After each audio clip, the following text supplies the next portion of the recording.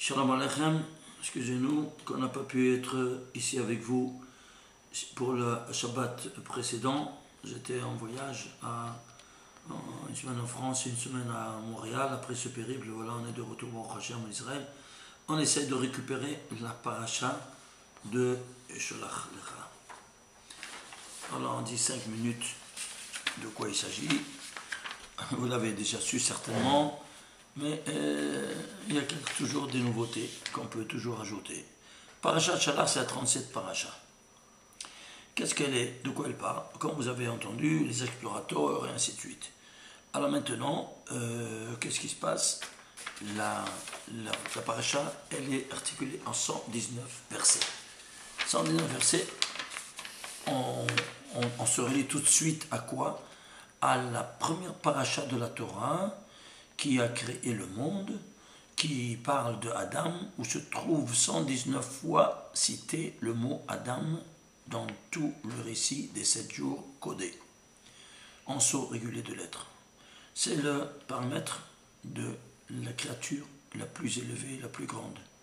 Et c'est pas pour rien donc que quand Adam Arishon, il dit « Je donne 70 ans de ma vie à celui qui va pouvoir louer le Créateur », et il retombe chez David Amelach qui va vivre 70 ans, et qui va écrire le Sefer de Tehillim, et parmi, il va donc louer le Créateur avec 150 Pirkei Tehillim, et le plus grand de Tehillim, parce que la plus grande créature c'est l'homme qui apparaît 119 fois, sans nous dire rien du tout, il le met dans le 119e chapitre, qui est articulé en 176 versets. Pourquoi 176?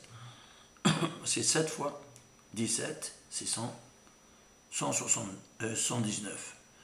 Mais pourquoi 176? Parce que il voulait louer le Créateur par le pacte qu'il a conclu avec nous, qui est le pacte de Brit Mila, et que chaque lettre vient à l'unisson faire une chorale de cette louange.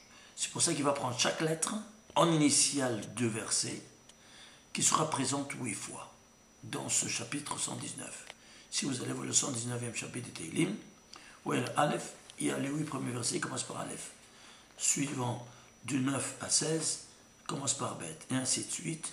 Pourquoi? Parce que c'est une chorale à l'unisson, que tous les 22 lettres de l'alphabet viennent louer le Créateur de ce 8e jour que Dieu a conclu le pacte avec les bénis Israël. Ceci étant dit, alors c'est la couronne de la création universelle, l'homme. Oui, c'est 119, donc il sera même à la tête, le couronnement même de la Torah. En effet, si vous allez prendre le premier verset qui couronne toute la Torah, Bereshit bara Elokim et Hashem haaretz, c'est la couronne de la Torah. Et qu'est-ce que la couronne de cette couronne? Il y a la couronne de la couronne. Ce sont les tagim, c'est-à-dire quoi? Les couronnes des lettres. Eh bien, chaque tag c'est un zayin. Pourquoi c'est un zayin? Parce que qu'est-ce qui couronne toute la création? Le 7e jour. Alors que ce qui couronnera les lettres, c'est un zayin. Alors combien de zayin? Il y en a 17. C'est pour ça 7 fois 17, 119. Même au niveau de la couronne de la couronne. Bon, ceci étant dit, on a compris. Alors pourquoi ici on rappelle tout ceci dans Shalach? Parce qu'on nous rappelle la faute de l'homme, comme on verra. Alors, qu'est-ce qui se passe? Ici, nous avons de nouveau 1540 mots, cette paracha. Pourquoi 1540 mots? Passez de nouveau 70 fois 22. Vous voyez ici, toujours les 22 lettres qui sont appelées en cause, de 70 modalités, pour maintenant exprimer ce qui va se passer de nouveau avec cette nouvelle faute de l'homme qui va envoyer des explorateurs, ce qui témoigne un manque de confiance en quelque sorte envers le Créateur, ce qui a causé la peine que les enfants d'Israël ne rentreront pas en terre sainte et seront enterrés